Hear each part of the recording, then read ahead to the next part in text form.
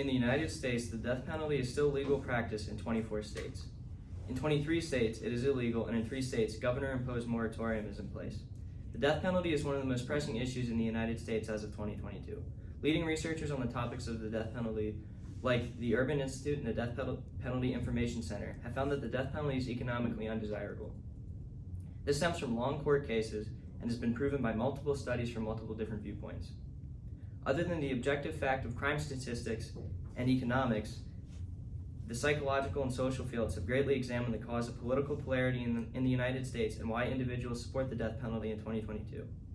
Researchers in the field of psychology, like Professor G.N.V. Caprera and Clay V. Britton, have come to conclude that the media and politics create a large amount of blind following and groupthink. This largely contributes to the polarizing nature of the death penalty. And while these two bodies of research have been compiled over many years, they have not yet been extensively tied together. And this begs the question, why has the death penalty maintained such a large amount of support despite its economic shortcomings? Evidence has clearly shown why the death penalty is ineffective, although it still gains support. And today I will argue that influence from political parties and peer conformity keeps support for the death penalty alive, even though it is outdated and impractical. Political influence greatly affects public opinion on the death penalty. A large portion of those who support the death penalty are doing so out of ignorance as a result of conforming to a group with others like themselves. Professor in social sciences and author of many accredited journal articles, G.N.V. Caprera and his team claim that political choices have presumably come to depend more on personal preference and less on social characteristics in Western democracies. This results in individuals conforming to groups in which others with the same morals exist. In contrast, the previously mentioned Dr. Caprera and his team, there's a great amount of data that supports social characteristics forming political groups as well as creating bias. People often conform to their peers, and this greatly relates to the death penalty, as many studies have shown the significance of age-based similarities and bias. This greatly suggests that opinions on the death penalty are caused by age-based conformity. A study published by the Elsevier Journal from the Department of Psychology and Neuroscience at the University of North Carolina was conducted to analyze how conforming decisions affect brain development in adolescents. This studied 44 adolescents with their parents, and 39 were included in the final study information. This included a behavior test where adolescents' attitudes on certain behaviors were tested with their parents. After this, the same ranking was done with peers rather than parents. They then underwent an fMRI, which is a type of brain scan that measures blood flow to inactive parts of the brain, and they were then asked to pick if they agreed more with their parents' rating of the behavior or their peers. Results of this study indicated that adolescents are likely to conform with their parents' and peers' attitudes, whether they truly agree with them or not. This shows how conglomerates of uneducated opinions can occur when supporting the death penalty. Beyond the support for the death penalty, the death penalty is economically impractical. A research report from the Urban Institute Justice Policy Center, an organization focused on researching the legal system in the United States, makes it clear that the economics of the death penalty are at best impractical. The UIJCP reports that death row cases cost $3 million, $1.9 million more than a case where the death penalty was not sought. This greatly disproves the notion that the death penalty saves money by not having to pay for the prisoner's food and amenities for a life sentence, as many claim it does. This information was released about death penalty cases in Maryland specifically. Maryland has since removed the death penalty. One cannot deny the multifaceted evidence against the death penalty economically, as for every death penalty case, millions are lost. Despite the overwhelming evidence against the death penalty and its supporters, there are well-structured arguments in support of the death penalty. Charles Simpson, the Deputy Director of the Mies Center for Legal and Judicial Studies, argues that the death penalty is a deterrent. Simpson explains that the death penalty deters anyone who is thinking of committing a crime due to the fear of death. He then goes on to explain that it deters the defendant in a case, since when they are executed, they will not be able to commit the same crime twice.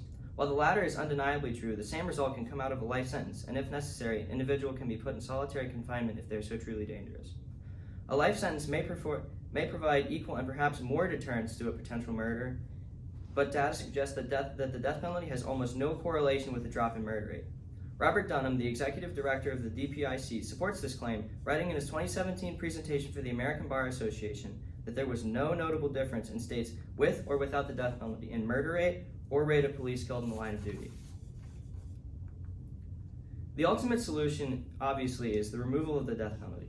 As for economics, it is clear that the solution to the millions of dollars lost every year is to remove the death penalty completely.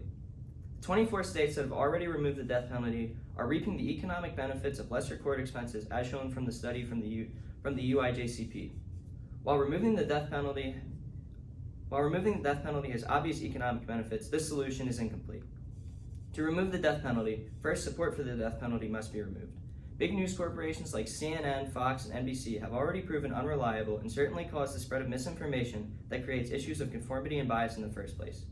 Largely, problems seen in media consumption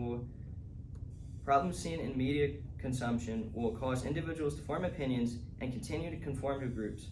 As these news networks transfer over to social media, the United States must understand the implications of social media and how this will continue to affect public opinion. Social media has exploded in popularity in recent years, and the death penalty support will certainly be a topic of discussion on these platforms. Problems seen in these new news outlets may increase seemingly, but the solution may actually lie here in social media. Esteemed author Ralph Schroeder's book, Social Theory After the Internet, points to social media as the solution to this misinformation. Schroeder writes that mass media, print, and broadcast will fade. The next step in media is digital, and on this new digital plane, there's a clear opportunity to counter the spread of misinformation. Fact-checking and the ability for all on the platform to have a voice can make for a new environment. This new aspect of information so easily accessible will allow for the death penalty support to diminish, and as a result will allow for the death penalty to be completely removed.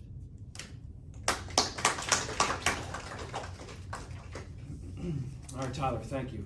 The first two questions. The first one, how valid and reliable are the sources you used? How do you know? And which sources didn't work?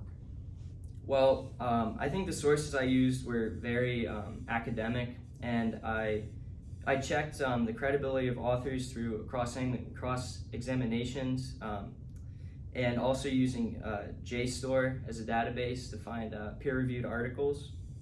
One source that I wanted to use but couldn't was from Jack P. Gibbs, and it was Crime, Punishment, and Deterrence. And I was going to originally incorporate this in my counterclaim, but in my paper I just didn't have the space, and I didn't think it fit well into the presentation. All right, thanks. And the second question, what additional question emerged from your research, and why are these questions important? Well, the main question that I was left with after finishing my research was how social media would impact the death penalty and politics in general, and this led me down a bit of a path to help me find my solution. And Ralph Schroeder's book, Social Theory After the Internet, really pointed me in a direction of finding that there's a lot of nuance in social media and how it could change perception of media in general.